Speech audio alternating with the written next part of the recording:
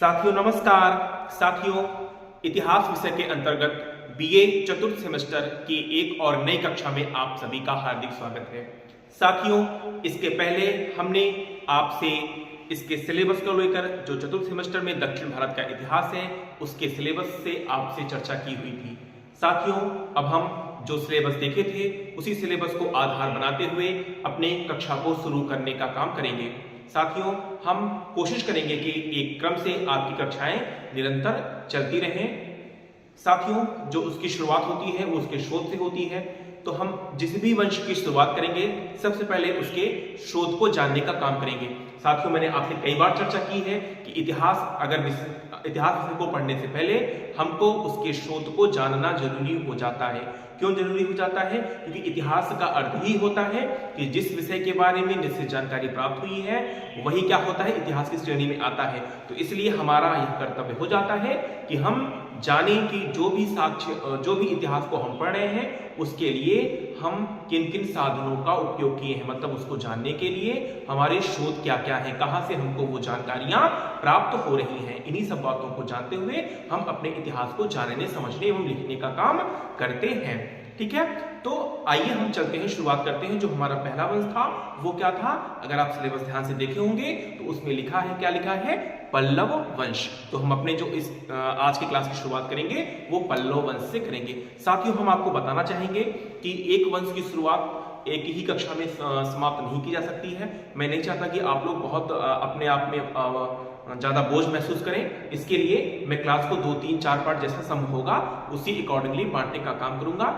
ठीक है, तो अगर 4-5 क्लासों में बटी रहेगी तो आपके लिए थोड़ी सी सुलभता होगी और आप अच्छे से धीरे धीरे गति से अपनी तैयारी को मजबूत बना पाएंगे, अपनी तैयारी को कंप्लीट कर पाएंगे। ठीक है, तो आइए शुरुआत करते हैं अपने क्लास की, जो कि है पल्लव वंश। इसको हम 2, 3, 4 क्लासों में पढ़ने का काम करेंगे। देखते हैं पल्लव वंश।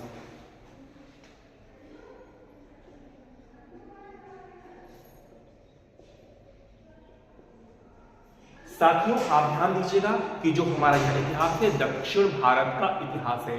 अगर हम मैप पे बात करें, इसके पहले जो हमने आपसे वहां पे सिलेबस डिस्कशन किया था वहां भी आपको मैप बताने का काम किया था।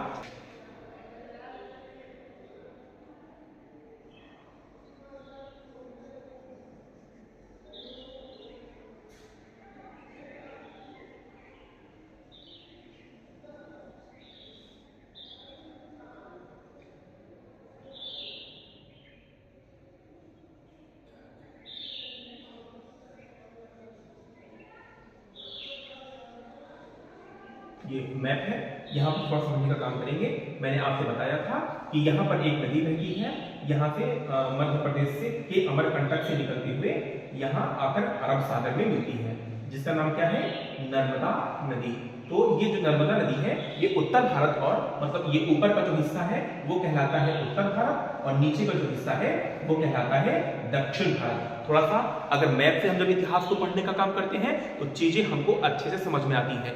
और मैप को समझने के लिए नदियां सबसे महत्वपूर्ण माध्यम होती है, क्योंकि नदियां जो होती है वो प्राकृतिक रूप से इसको क्षेत्रों के विभाजन का काम करती है, मतलब हमको क्षेत्रों को समझने में आसानी हो जाती है। ठीक है, तो नर्मदा नदी क्या है? यहाँ से निकलती हुई इस स्थान पर मिलती है और हम इसको मान लेते हैं, ऐसा मतलब एग्जैक्ट नहीं है, एक अमूमन हमने मान लिया है कि इसके जो ऊपर का हिस्सा है वो उत्तर भारत कहलाएगा और नीचे का जो हिस्सा है वो दक्षिण भारत की श्रेणी में दक्षिण भारत कहलाएगा। साथियों, हमारा जो आज की क्लास है वो पल्लव वंश पे है और पल्लव वंश जो है वो कुछ इस क्षेत्र पर स्थित था। हम आपको बताना चाहेंगे कि यहाँ से एक नदी निकलती है गोदावरी। ठीक है, गोदावरी से कोई मतलब नहीं हमको, यहाँ पर एक नदी निकलती है, हम यहाँ बता सकते हैं आपको, पेन्नार नदी। क्या है? पेन्नार नदी। ठीक है, पेन्नार नदी से लेकर यहाँ पर एक नदी निकलती है कावेरी,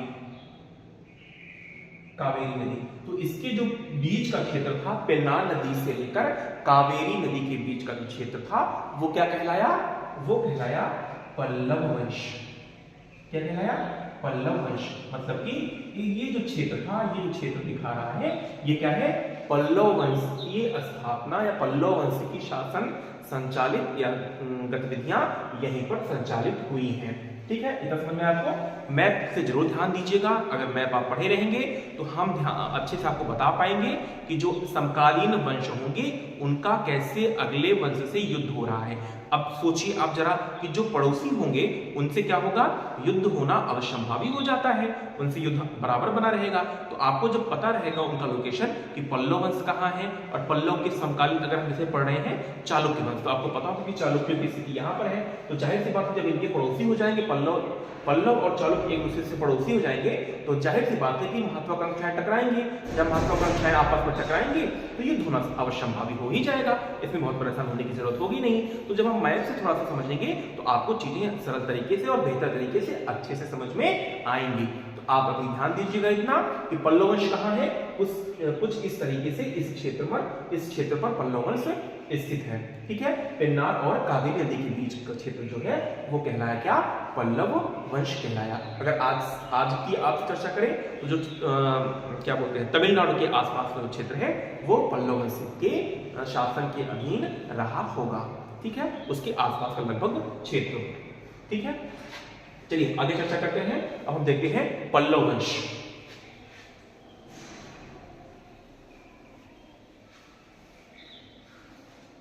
अगर हम इसके इतिहास के साधन की बात करें तो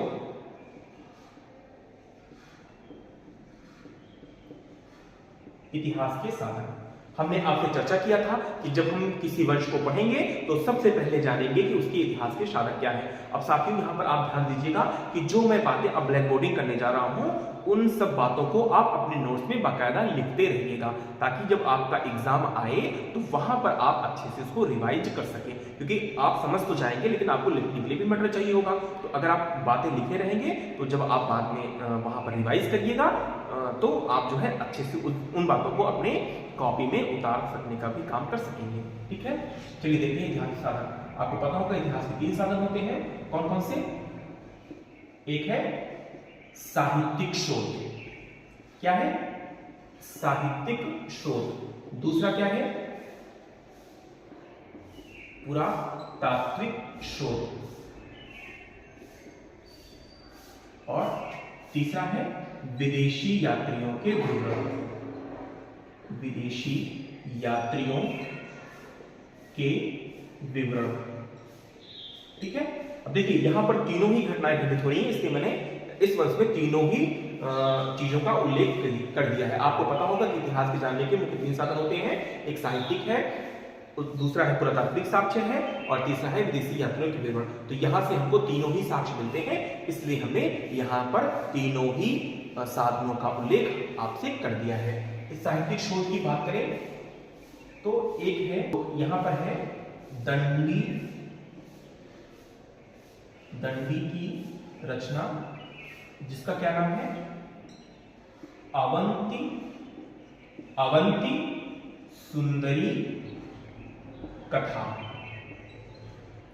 और एक हम कह सकते हैं एक शासक हुए थे महेंद्र वर्मन।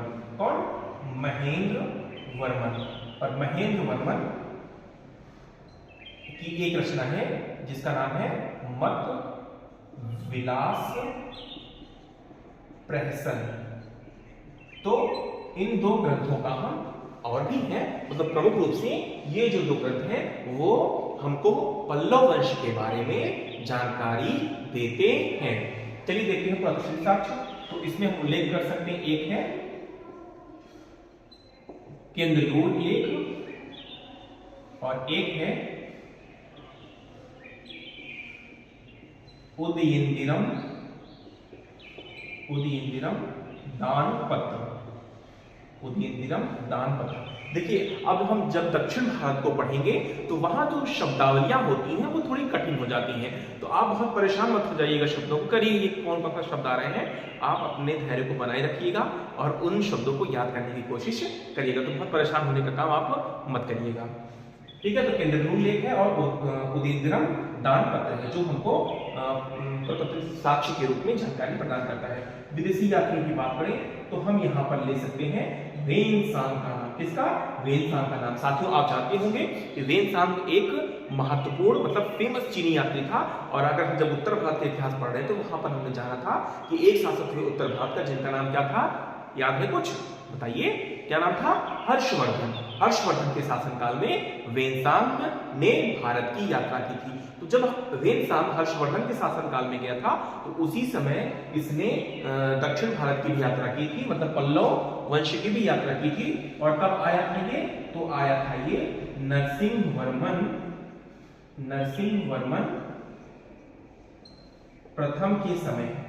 नरसिंह वर्मन प्रथम के समय इसने पल्लव वंश की यात्रा की हुई थी। तो इसके माध्यम से भी हमको पल्लव वंश के बारे में थोड़ी बहुत जानकारी प्राप्त होती है। तो यहां पर आप ध्यान दीजिएगा, मैंने आपसे चर्चा किया पल्लव वंश के इतिहास को जानने के स्रोत, ये स्रोत है, आप इसका स्क्रीनशॉट ले सकते हैं। ठीक है, ले लीजिएगा अच्छे से। चलिए आगे बढ़ते हैं।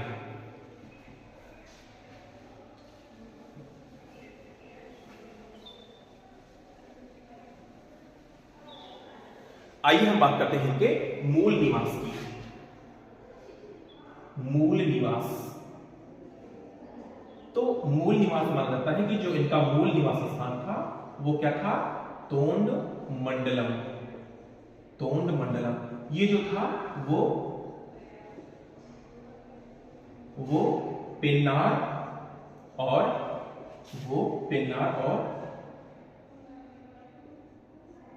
वेल्लार नदी के बीच स्थित था। पेन्नार और वेल्लार नदी के बीच स्थित था। ठीक है, तोंड मंडलम माना गया है कि यही इनका मतलब इनके शासन की शुरुआत इसी क्षेत्र से मानी जाती है। और मैंने बताया कि जो इनका शासन क्षेत्र था वो क्या था? अगर शासन क्षेत्र की बात करें तो वो कहां था? पेन्नार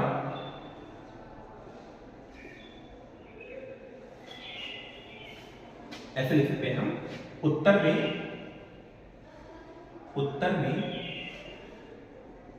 पेन्नार नदी से लेकर दक्षिण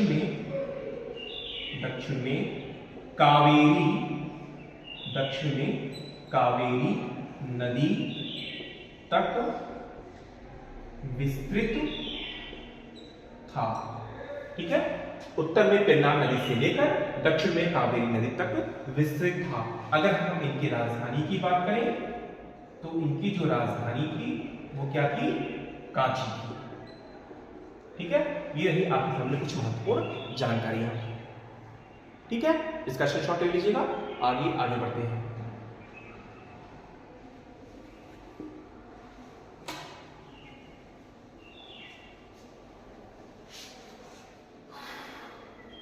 चलिए इसके हम बात कर लेते हैं प्रमुख शासक की। प्रमुख शासक, अब देखिए साथियों, आपके एग्जाम में जो प्रश्न आता है वो शासकों को आधार बनाकर ही आता है। जैसे मान लीजिए इसके शासक की बात करें तो एक शासक हुए महेंद्र वर्मन फर्स्ट। तो आपसे एग्जाम में पूछ सकता है कि महेंद्र वर्मन फर्स्ट की शासनकाल की उपलब्धियों के बारे में जानकारी दीजिए। तो जो प्रश्न आता है वो शासक को आधार बिंदु बनाकर आता है। तो सबसे पहले यहाँ हम इनके प्रमुख शासकों की बात कर लेते हैं जो महत्वपूर्ण शासक हुए हैं। फिर अगली कक्षाओं से हम शासक वाइज विस्तार से हम आपके सामने चर्चा करेंगे। ठीक है, तो यहाँ पहले महत्वपूर्ण शासक को जान लेते हैं। महत्वपूर्ण शासकों की बात करें, अगर हम यहाँ पर प्रारंभिक शासक की बात करें, प्रारंभिक शासक की बात करें आपसे, तो हम कह सकते हैं कि सिंह वर्मा का नाम आता है।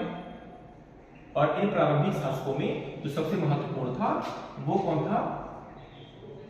शिव स्कंद वर्मा का नाम आता है।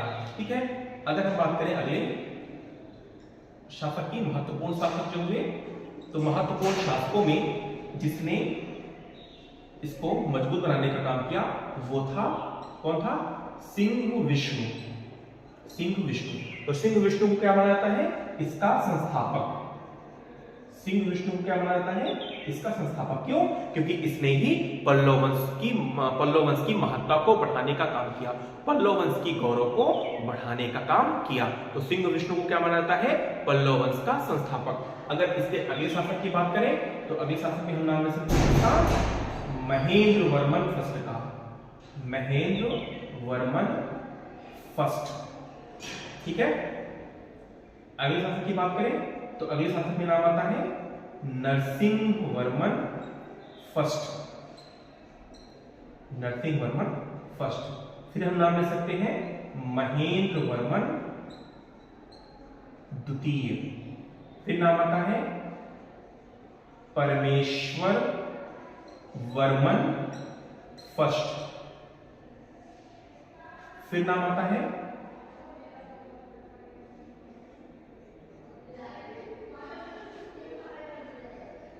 नरसिंहवर्मन द्वितीय। फिर नाम आता है परमेश्वर वर्मन द्वितीय का। फिर नाम आता है नंदीवर्मन द्वितीय। फिर नाम आता है दंतीवर्मन का। ठीक है, फिर हमने लिख रहा हूं। इसके बाद आएंगे नंदी वर्मन तृतीय। फिर इसके बाद नाम आएगा अपराजित वर्मन, जो कि अंतिम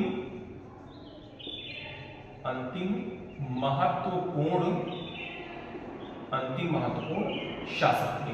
मतलब कि हम देखते क्या है, यहां से सिंह विष्णु से शुरुआत हो रही है, मतलब महत्वपूर्ण शासकों में, जिसने इस वंश के गौरव को स्थापित किया और क्या बन गए, पल्लव वंश के संस्थापक बन गए। फिर इसके बाद महेंद्रवर्मन, ये भी हमारे लिए अत्यंत महत्वपूर्ण है, इनको भी विस्तार से चर्चा करेंगे। फिर नाम आता है नरसिंहवर्मन प्रथम का, ये भी हमारे लिए अत्यंत महत्वपूर्ण है, इनकी भी हम विस्तार से चर्चा करेंगे। फिर महेंद्रवर्मन द्वितीय, छोटे शासक थे, उतने महत्वपूर्ण नहीं हमारे लिए। फिर परमेश्वरवर्मन फर्स्ट, इनको भी हम देखेंगे। नरसिंहवर्मन द्वितीय, इनको भी हम देखेंगे। ठीक है, फिर उसके बाद हम बात करेंगे नंदीवर्मन द्वितीय की। फिर यहाँ पर ये जो शासक है, ये छोटे छोटे शासक थे। फिर अंतिम शासक में बात करें तो अपराजित वर्मन, जो कि एक महत्वपूर्ण शासक थे। तो इनमें हम आपके सामने महेंद्रवर्मन की चर्चा करेंगे, नरसिंहवर्मन की चर्चा करेंगे, परमेश्वरवर्मन की चर्चा करेंगे, नरसिंहवर्मन द्वितीय की चर्चा करेंगे और नंदीवर्मन द्वितीय की यहाँ से आपसे यहाँ पर अगली क्लासेस में विस्तार से हम चर्चा करेंगे। तो साथियों, आप इनको समझने का काम करिएगा, ना समझ में आए तो कमेंट बॉक्स में लिखने का काम करिएगा कि हम और इसको विस्तार से आपको समझाने का काम करें। और आगे वाले क्लास में हम आपको इसके जो आगे का पार्ट है उसको आपको समझाने का काम करेंगे। आशा करते हैं कि यह जो मैंने आपको बताया वो आपको अच्छे से समझ में आया होगा। अगर आपको समझ में आता है तो इस क्लास को आगे ले जाने का काम करिएगा, मतलब शेयर करने का काम करिएगा।